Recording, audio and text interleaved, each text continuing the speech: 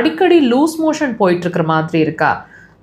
Diarrhoea, அதாவது தண்ணியாக motion அடிக்கடி போகுது, சாப்பாடு முழுசாக இருக்க மாதிரி மோஷனில் தெரியுது, டைஜஷன் சரியாக ஆக மாட்டேங்குதுன்னு உணர்ந்துட்டுருக்கீங்களா? இந்த பதிவு உங்களுக்கானது.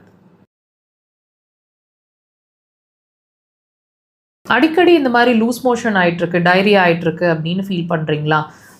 இது காரமாகவோ கொஞ்சம் ஸ்பைசி ஃபுட் எடுத்தால் உடனே லூஸ் மோஷன் ஆகிடுது, இந்த பர்டிகுலர் உணவு அந்த பர்டிகுலர் உணவில் எந்த உணவு எடுத்தாலும் அடிக்கடி இந்த மாதிரி நடக்குது வாட்ச் பண்ண வரைக்கும்னு நீங்கள் ஃபீல் பண்ணிகிட்ருக்கீங்க அப்படின்னா, இதுவும் உங்களோட இண்டிகேஷன், ஒரு வியாதியோட இண்டிகேஷன் உங்களுக்கு தெரியுமா? ஆமாங்க. வெறும் வைரஸ்னால வருது, பாக்டீரியானால வருது அப்படியெல்லாம் இல்லைங்க.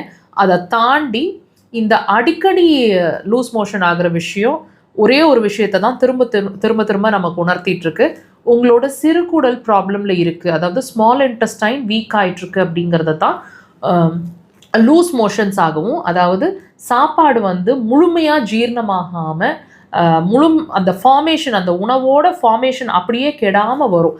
இந்த ஃபார்மேஷனோட லூஸ் மோஷன் ஆகிட்டுருக்கு அப்படின்னா கண்டிப்பாக அந்த சிறுகுடல் சார்ந்த பிரச்சனை இருக்கிறதுக்கான அறிகுறி. கூடுதலாக என்னென்ன இருக்கும்?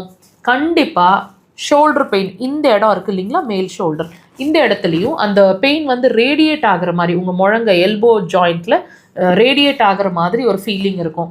இது 2 பக்கம் இருக்கலாம் அல்லது ஏதோ ஒரு பக்கம் இருக்கலாம். அடிவயிறு எப்பவுமே கேஸ் ஃபார்ம் ஆன மாதிரியோ வெயிட்டாவோ அல்லது ஹீட்டாவோ இருந்துகிட்ருக்கிற மாதிரி இருக்கும். கேஸ் நிறைய ரிலீஸ் ஆகிட்டே இருக்குது அல்லது கேஸே ரிலீஸ் ஆக மாட்டேங்குது.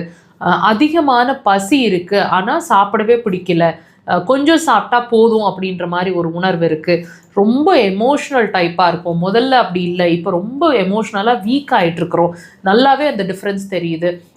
என்னதான் நல்ல சாப்பாடு சாப்பிட்டாலும் எனர்ஜியே பிடிக்க மாட்டேங்குது, உடம்பு ரொம்ப வீக் ஆகிட்டே போகுது, மெலிஞ்சிட்டே போகிறோம். இந்த மாதிரி விஷயங்கள்லாம் அடுத்தது உங்களுக்கு நீங்கள் வாட்ச் பண்ணியிருக்கலாம் அல்லது இன்னும் வாட்ச் பண்ண போகிறீங்க.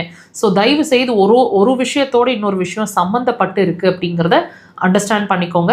இப்போ இந்த லூஸ் மோஷன்ஸ் அல்லது டயரியா அடிக்கடி நடந்துட்டுருக்கு அப்படின்னா தயவு செய்து அதை சீரியஸ் கண்டிஷனாக எடுத்துக்கிட்டு, அதாவது வார்னிங் சிக்னலாக எடுத்துக்கிட்டு ட்ரீட்மெண்ட்டை ஸ்டார்ட் பண்ணுங்கள். உங்கள் சிறுகுடல் சார்ந்து அக்குபஞ்சர் அதுக்கு சிறந்த தீர்வுங்க. கண்டிப்பாக ட்ரை பண்ணுங்கள்.